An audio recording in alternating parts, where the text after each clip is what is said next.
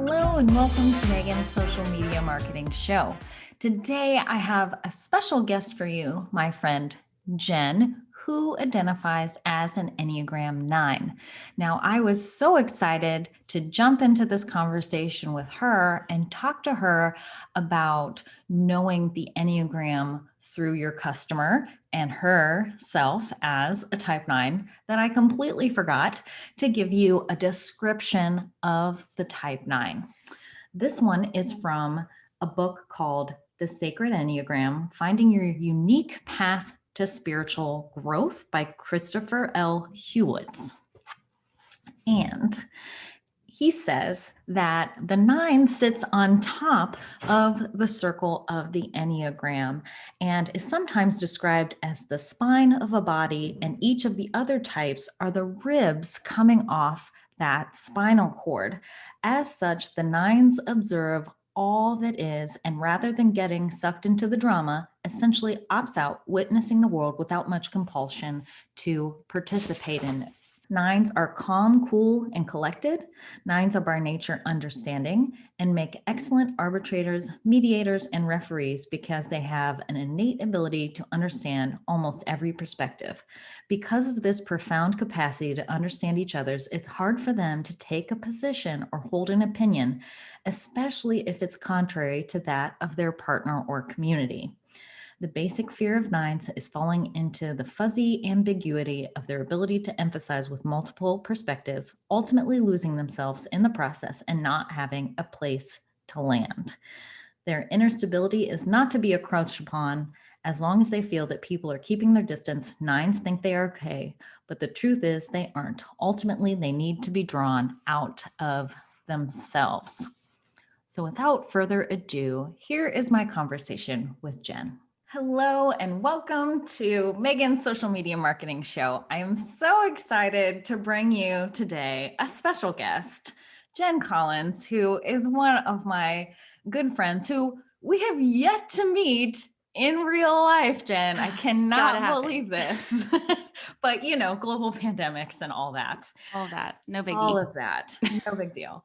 But Jenn, I will let her introduce herself and all the wonderful things she does. But she is here as a part of our Get to Know Your Customer Through the Enneagram series, representing Enneagram 9s. Thank you so much for being here today, Jenn. Thank you for having me. So tell us about you, what you do, and anything else, a little bit maybe about your family and where you are. Yeah, sure. So I live in Western North Carolina in the mountains. I'm sort of near Asheville. Most people have heard of Asheville, but most people have not heard of where I live. It's very small, but very charming mountain town. But I hail from the Fort Lauderdale, Miami, Florida area. My heart will always be there. I'm a native Floridian, but we live here in North Carolina. Love it. Total change of pace, a slower life, which we were craving and needing. I live here with my husband. We've been married almost 16 years and we have 3 kids, a 12-year-old girl, 9-year-old son, and 5-year-old son. And I started my own business. I never sought out to be an entrepreneur, but here I am. And I started a subscription box. It's a self-care box for moms called Mama Needs Box. And I started it in December of 2018. I also started the Mama Needs podcast just around the same time, where I interview moms about all the things that mama needs. And our boxes are super special, curated by me with self-care items that are just for the mom, because our mission is to help mamas remember that they matter. So I love that. I love your mission. I'm a subscriber. Like, I feel like I need to disclose that. I love it so much. I'm a subscriber. I get it every month. And if you too feel like there's a mama in your life that needs this box, definitely go subscribe to that. It's worth it. thanks. So Jenn, we're here to talk about social media. And I just would love to get from you an overall sense of how you spend your time on social media, what apps Do you deep dive in or not? Where do you spend your time on those individual apps? Just kind of a general overview to Yeah. get us started. Yeah. Well, I feel like I'm an elder millennial, and because of that, I don't remember. So I sort of remember a time without computers, but it's very, very dim memory. So we got a computer pretty early on. My dad owns a TV repair business, and he brought home a computer. He used to fix all kinds of stuff, and we've had a computer for a very long time. And we got AOL, America Online. We had, all the dial up. We had everything. I have been on Facebook since it started from the very beginning when you had to have a college email address. And so I joined in college. I think it was like 2004, maybe. And so I just feel like I'm kind of an OG Facebook user. It makes me feel really old about that. I've been through all of the changes and seen all the things happen. But I basically, I use it on a daily basis. I use Facebook and Instagram for the most part. I have Facebook, for me personally, and then for my business, and then Instagram. I have a personal private profile, and then I have my public business profile. And so I use them interchangeably. I, again, go on daily. I did, full disclosure, hire a social media manager for my business, which was one of the best decisions I've made in 2021, just to help me with strategy and to not be on my phone like all the time. And so she has been a godsend. She's been amazing in just the 2 short months that she's been working with me. And so yeah, those are pretty much the only platforms that I use on a daily basis, just Instagram and Facebook. So kind of boring, but I like to keep it simple. Quite all right. Nothing wrong Yeah. with that. So, since we're talking about those two, Facebook and Instagram, what do you spend time on when you're on Facebook, for example? I basically use Facebook for just my personal life. I do follow some brands and, people that maybe have some influence, but I basically use it to just catch up with my friends and share pictures and videos of my kids and our life and what we're doing. So yeah, that's basically I spend my time on Facebook. I also have a Facebook group for my business. And so I use that quite a bit as well, just to connect with my customers. And not all of them are on Facebook. So of course I don't get to connect with them, all on there, but it's kind of a good mix of like some customers are just on Instagram and I connect with them there. And then some are just on Facebook. And so I'm able to share things in both places that are relevant to my business. So Do you ever catch yourself clicking on ads in Facebook? Do you interact with them there? yeah, I thought about that question, and I don't know. I'm not really a big ad clicker. I will, if it's really something that I'm looking for, but I get really angry, Megan, when when I think my like 8 wing comes out, maybe when I'm targeted, like when I know that I had a discussion, like I'm trying to think of an example, something totally random that maybe my husband and I were discussing something, some kind of lawn tool. We moved into a new house last summer. And so now we're like, really taking care of our own house brings a lot of challenges and extra expenses, obviously. And he was talking about something that I've never heard of before. And I can't remember what it actually is right now, unfortunately, but it was something outside lawn, home related. And I had never heard of it. And the next day I saw an ad for it. And I was just so mad, like, stop listening to me. I clearly don't want that.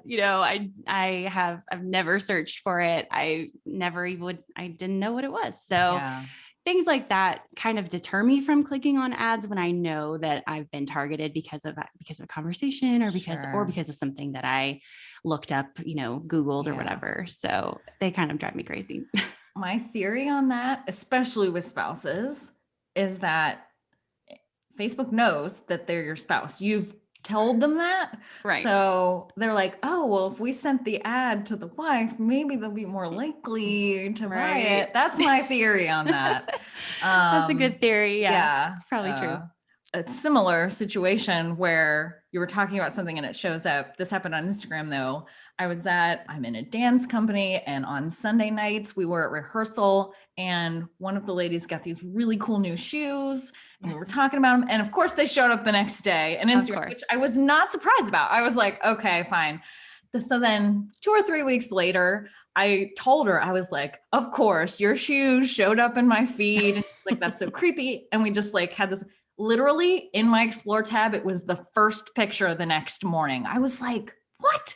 And we weren't even, I don't even have my phone on me in the dance studio. That's the weird part. Is it geotagged to know that I'm sitting in it's sitting in the what's the word I'm looking for? Parking lot of the dance studio. Is that how they know? I don't know. That's anyway, bizarre. Or just the fact that I don't know. I do watch a fair amount of dancing videos, so there you go. Just assuming. Anyway, all that to say, it is creepy because they have so many pieces of data on us that we don't even know.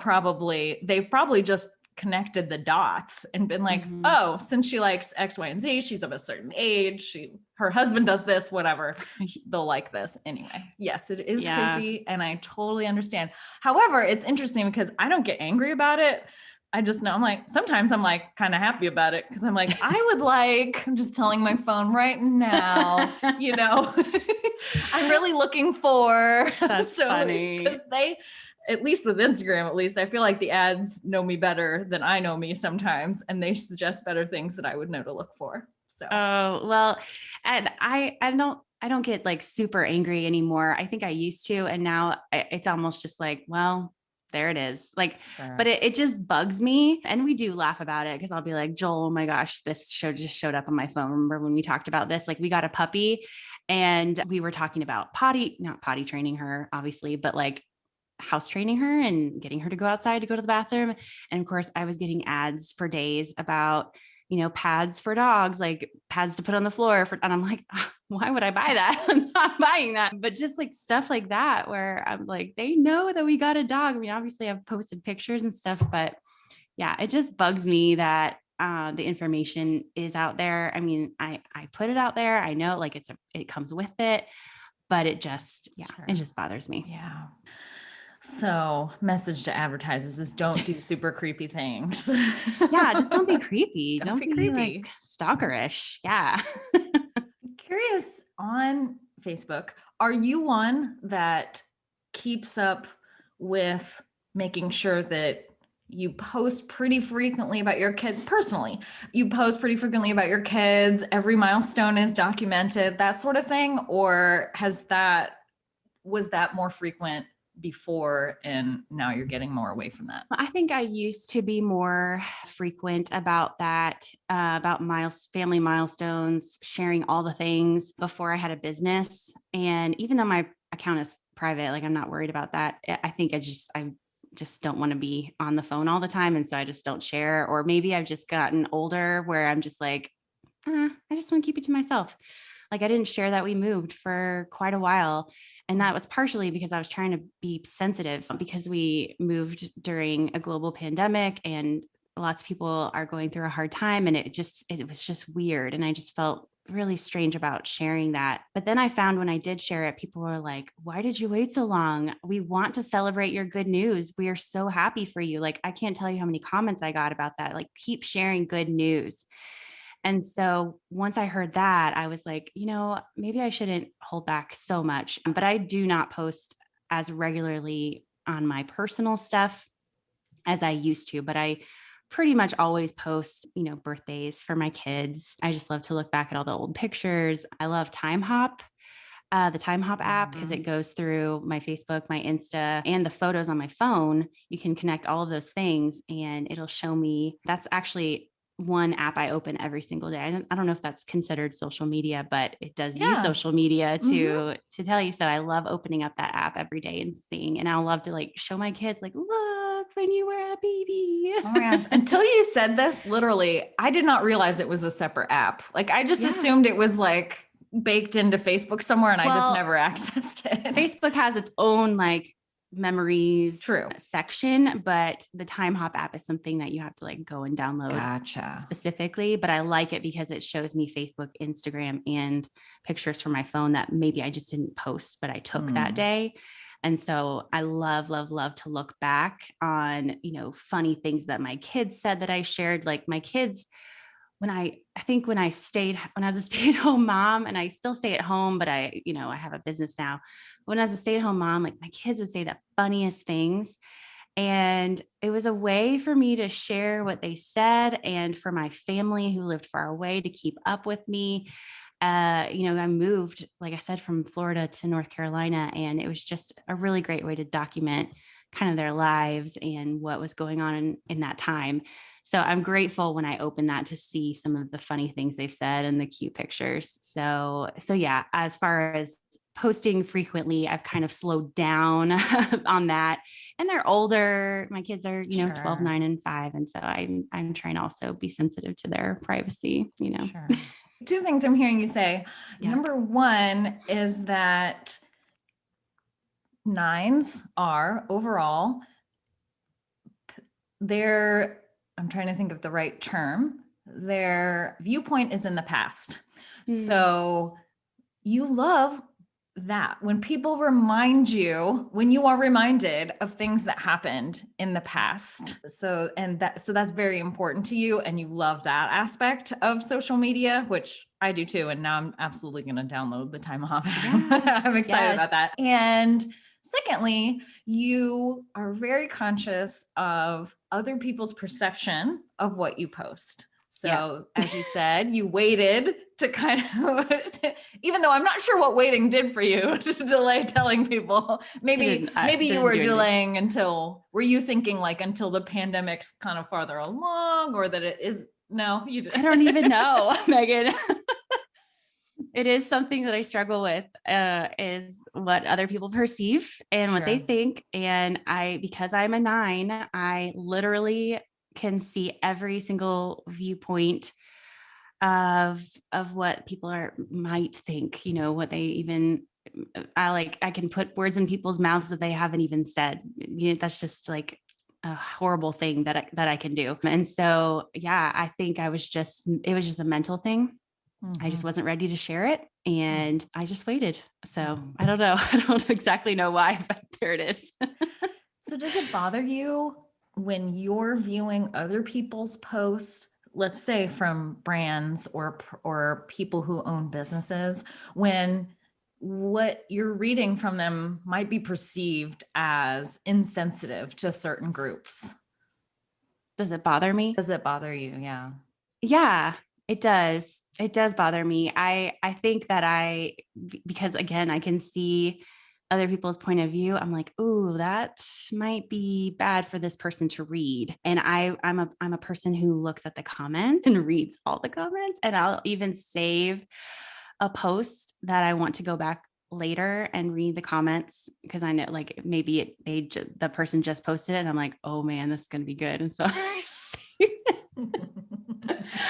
I save it to read later, and I might not comment. I probably won't, because again, being a 9, not wanting to cause controversy, not wanting to enter into conflict, unless I feel strongly about that subject and I feel I can speak to it with authority and experience and knowledge, I'm probably not going to engage. I may like somebody's comment. I may like the post. I may not. It just depends. But yeah, I'm very sensitive to those posts. So you can imagine how election time was for me, reading posts and going back, reading comments. I just like to know what people are thinking. So.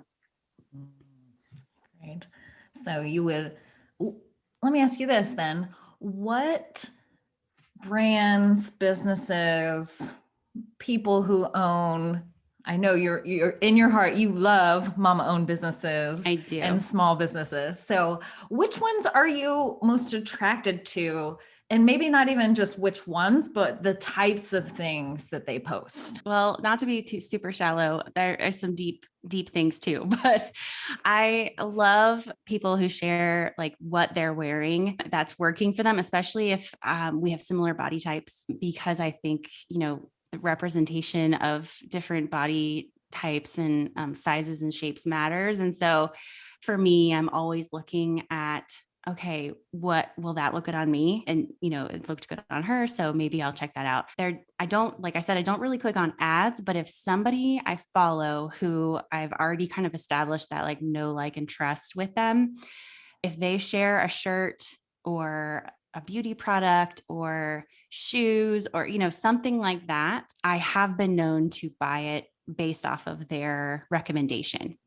I think that's what matters to me is that I already have an established, relationship with them, even if it's just one-sided. They have no idea who I am. I like them. I trust them. I've seen what they've posted and I feel okay about, even if it's affiliate, I'm okay with that. I want to help people, make money and with their businesses. So I pay attention to that. I do pay attention, of course, to any self-care type of message that I would want to reshare. That's important to me too, is just getting that message out there as many ways as possible. I also don't believe in competition. I believe in collaboration. And so for me, if there's another business that is similar to mine, but we have the same message, I love it. And I will celebrate with them and I'll comment, I'll like it. I'll sometimes share, and I want the message to get out to as many people as possible. We have different, we're different people. We have different reaches. And like I heard you say on a recent episode of yours, there's like 1 million Instagram followers. There's enough to go around. So there's 1 billion Instagram accounts. That's what it was. 1 billion. Yes, absolutely. Yeah, with a B. So I just feel like, I'm over that kind of competition lifestyle. So I really enjoy any messages like that I can reshare. And then anything that kind of makes me think, any strong messages, anything like going on in the world where I want to read different people's viewpoints on it, because I might not know how I feel being a 9. I might not know exactly where I stand on an issue of anything, name it. I might know, I might not know. And so I love following people who think different than me. I don't follow, everybody who thinks the same as me. I don't want to hear the same message over and over again. So I love, following different accounts that may believe different things as me, may share different things as me, but I want to hear that side of it because again, I want to know what other people are thinking and weigh the different viewpoints and then kind of make a decision on where I stand. Oh, that's so interesting too. So then you use social media as a way to find out how you feel about things. I do. I mean, I read articles too, but I think it's important to hear from actual people. I want to read the facts because I'll read somebody's opinion in a comment or something. I'll be like, that doesn't sound right. Or, where's that coming from? Is that somebody's just, saying it to say it, or is it actually real? And so, I mean, there is definitely a place for, following the news and facts and stuff, but I also like to know what actual people are thinking and saying. So, So you're probably attracted to accounts too that are starting great conversations. For sure. Yeah. And again, I'd like to read the comments. You're like, get those comments. Oh, that's great. So Instagram, let's talk a little bit about Instagram, how you personally, like when you were there, maybe you're not creating for your business. Now I realize that those lines cross. Trust me, I realize they cross. Yeah. But when you're just there for your own personal entertainment, what are you doing? Yeah. I mean, when I'm on my personal account, I am keeping up with my friends and seeing what they're doing and seeing what their kids are doing and just interacting with them, sharing their posts, commenting on their stuff. Obviously, if I'm following them as a friend, I'm more apt to comment and interact and engage because I already have a relationship with them and I feel comfortable, like they won't, shut me down or argue with me incessantly in a comment or a post. So I feel like it's my personal profiles feel just like a safe place for me to be, who I am and say what I, want to say or can or feel like I need to say. And so, yeah, I mainly use the private social media outlets just to interact with the people that I love and that I know. I don't know why, but I think a lot of people will follow or try to add me as a friend just knowing me from my business, or I live in a small town and a lot of people, everybody knows everybody type of thing. But like, I've never had a conversation with that person. I usually will say, delete because, and I hate to say that, but because it's like conflicting for me. But at the same token, I'm like, I don't know you. Like, why would I add somebody that I never talked to? It's different if like, I haven't actually met you in person, but we have a relationship. We have a friendship to build off of. But if, somebody's just coming on and following me and asking to be a friend when I'm like, I've never met you. I just feel funny about that. So do you spend more time in stories or feed posts? A little bit of both. When I go on, I'll kind of scroll a little bit on the feed. And then, obviously the stories of like the closest friends that I have will appear first. And so I'll go through and watch stories. I used to do a lot more. I used to watch a lot more of them, but I've just tried to set up some boundaries for myself. But yeah, I'd say stories and feed posts are kind of equal for me. I appreciate and like both. Okay. So the other platforms. Yeah. Tell me real quick. I'll just name them. Pinterest. Are you Pinterest, on Pinterest? Okay. Yes, I love Pinterest. I just don't use it daily, but I'd say I use it a good amount, at least a few times a week. I don't put content on Pinterest though. That's where I just haven't gotten there yet. I don't really know how to use it in that way. I use it as a search engine to find recipes for the most part. I have my own personal, account on there, and then I do have a business account. We've kind of experimented with using boards for, like last year we did a theme for one of our boxes. Every theme is Mama Needs Something, as you know. And so last April, I believe it was, we did Mama Needs a Meal Plan. And so everything inside the box helped us plan meals, helped us kind of, it had kitchen tools, it had, everything was self-care related, but it also helped you actually do the work. And it was really timely because we were all staying home in the pandemic, and it was like, okay, we're all cooking, whether we like it or not. So this is what we're doing. And so we added a little bit of value by allowing the subscribers only to have access to a board that had a ton of recipes on it that I've personally made and love, that my family loves, that are always like wins. And as moms, like, I can't tell you, my best friend texts me weekly, almost daily, with like, I need a plan for dinner. And I'm like, why do you always think I have a plan? And so we just share constantly recipes. And so that's the feel that I wanted. So I love Pinterest for that because I could share it easily with people. And you can make secret boards too, which I also appreciate. I use it for, house projects, how I want my kid, we're eventually going to kind of not gut our kitchen, but like just refresh our kitchen. It's from the 90s and it has hunter green countertops, which are lovely.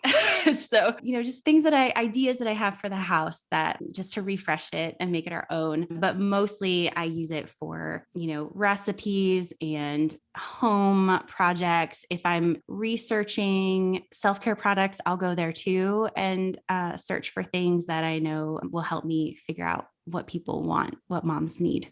So what I'm hearing is a theme of anything that you post or share, you make sure that there's a personal connection for you. Like we know authentically that if you are sharing this is something you wholeheartedly believe in, have either used or have really trust from someone that you know personally. Is that accurate? That is accurate. I don't just post willy-nilly, but I'm very intentional about what I again, because of the outside, what people would perceive from the outside. I do want to be really careful about what I post and what I say. I want it to matter if I'm going to say it. Mm-hmm. So, Right. yeah. Okay. How about Twitter? I think you know how I feel about Twitter. I don't like Twitter at all. And I joined when it first launched, and I actually grabbed my handle name, which is at Jenn Collins. Yeah, which, there's a million Jenn Collinses in the world. And so somehow I grabbed that first, but there is a Jenn Collins photographer somewhere, and she gets tagged accidentally with my account all the time. So I just don't even use it. I got so frustrated with Twitter with the character count. I'm just like, why? I don't, I feel like I don't want to be limited in what I want to say. And I just found it overwhelming constantly, just like, you could have 1,000 tweets come up within 2 minutes of refreshing it. And that's just overwhelming to me. And I'm like, I can't read it. And so I do have a handle for Mama Needs Box too. But again, I just wanted to save the handle. That's something you taught me. So I'm on there, but I'm not on there. Gotcha. Yeah. LinkedIn. Nope. I think that I do Nope. have a.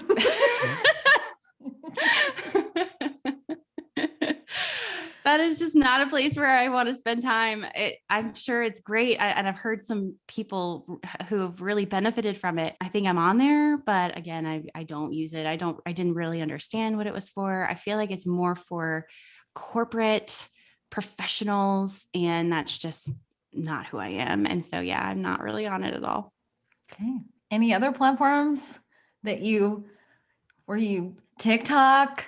Oh, I have TikTok because I think I needed it to see something. I don't have an account, but if I want to watch videos like that, I just go to Instagram and watch reels. Gotcha.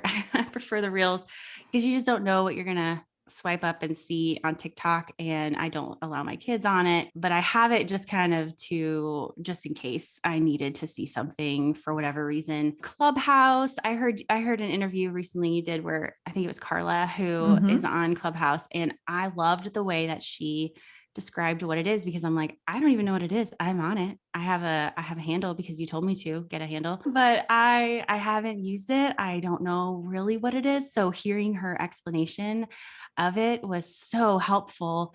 And I was like, ooh, maybe I'll give it a shot. But no, I haven't used it yet. As far as any other social media platform, I think those are the major ones for me. It's just Facebook and Instagram and Pinterest. So were you ever into Snapchat? I was, yeah, a little bit, for just a little while. Oh, and what was that called? I'm sorry, I should know this, but what was that app that everybody used for a long time that was live videos? Like you would go live and people could watch. Oh man, through Vine, Twitter? not Vine. Vine was it was a thing. I know. Periscope? Periscope. Yes.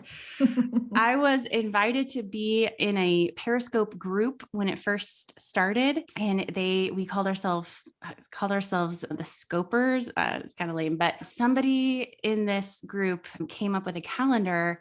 Every day you would go on Periscope and you would talk about something. And so I hadn't even started my business. I had a very young infant at the time, but my husband had started his business. And so we went on there. We were on there for that purpose. And just to we felt like my husband's in video production, and it just kind of made sense for him to be on it. And so we made a lot of good connections and contacts through that. It was probably like a 6-month thing that we were doing. But yeah, Periscope for like a hot minute, Snapchat for the same. Yeah. Mm-hmm. Okay. Well, to kind of wrap up our conversation, if you could be in a marketing meeting with a favorite brand, what would you tell them to do to attract all the Enneagram 9s to their account? I don't know if this is an Enneagram 9 thing actually, but I would want to sit in on an Instagram marketing meeting, and just be like, why haven't you done this yet? And the thing that I want them to do is put live links in captions. And not even just because I'm a business owner and it would really help, but just why? Like, why not? Why aren't you? Because then it would easy? be Facebook. They have the but one Instagram thing. is owned by Facebook. I know, but it's the one distinguishing factor that makes it not Facebook. Okay. And but the other thing about Instagram that bugs me, not only the live links, because they roll out all these features, right, all the time, which is fabulous. I use them and I love them. But I'm like, why can't you just do this one thing? Like, this seems pretty easy to do. And it would make, I understand it would take people away from Instagram. So I understand why. Again, I see the viewpoint, but I would like them to make it easier for people to shop on my website, because I don't have 10K followers. I don't have swipe up. Things like that just annoy me. The other thing with Instagram that annoys me that I would tell them is they roll out these new features. Again, they're fabulous, but they don't give them to everybody. And so, like, why tease me with this new thing you're offering? Like, just for example, they just came out with the captions feature, where you can, as you're speaking in a video, then you can then go to the sticker area and click on captions, and it will literally just, type out what you're saying, because as you know, most people don't watch it with the sound on. And so for me, I've been going on, and when I do a reel or a video or anything with my face on it and I'm talking, I will type out everything. And I know that there are apps that you can do that with, but I'm like, it's just another thing that I have to do. And so I don't have captions yet. And I'm like, what are the criteria of getting these new things? And like the music feature, I didn't have for a long time. I finally do have it, but it's all garbage music. So I just get so annoyed with these things. Like, these are great, but I don't have them. And it really deters me from, it doesn't deter me, but it makes me not want to be on Instagram sometimes. And I'm like, I can't even use that feature. Then what's the point of having it? So, sorry. I hear you on that. I get heated on it.